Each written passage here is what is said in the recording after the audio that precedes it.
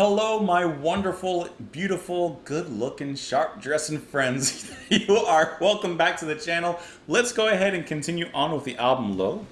Not Brian Eno. David Bowie. Sorry, I had his name in my mind.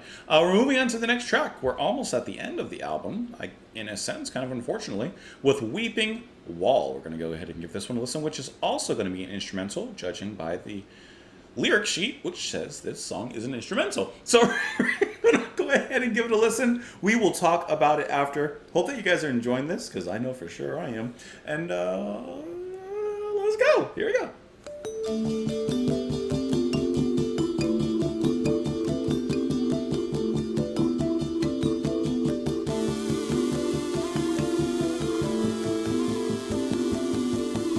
I like this vibes synth combination. Driving pulse.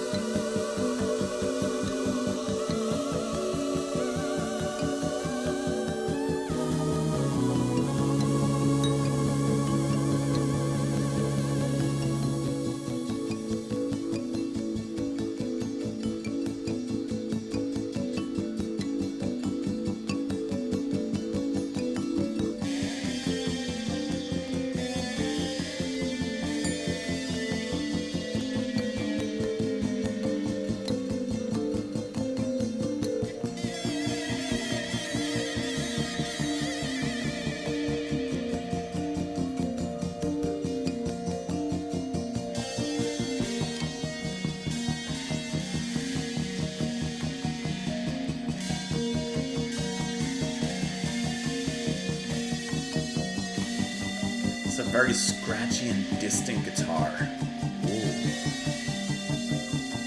A little bit of a evil melody.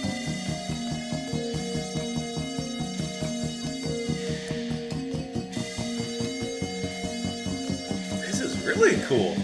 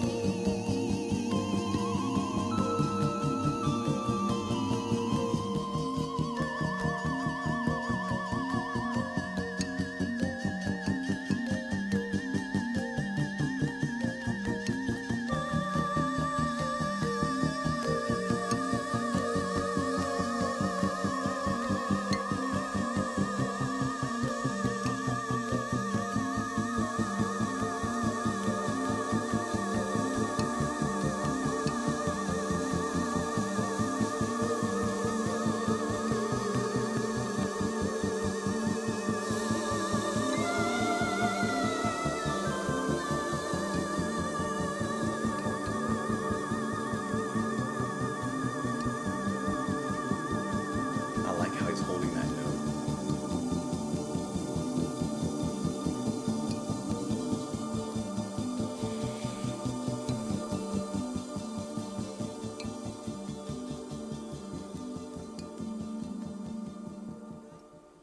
This is transcendental to me.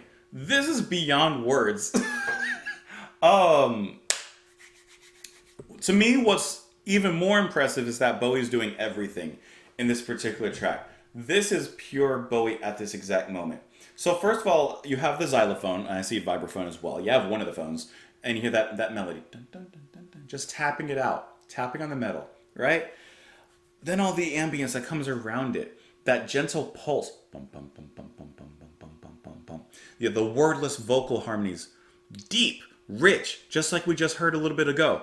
And then the this very distant, kind of simmering with a little bit of a boil on it guitar, just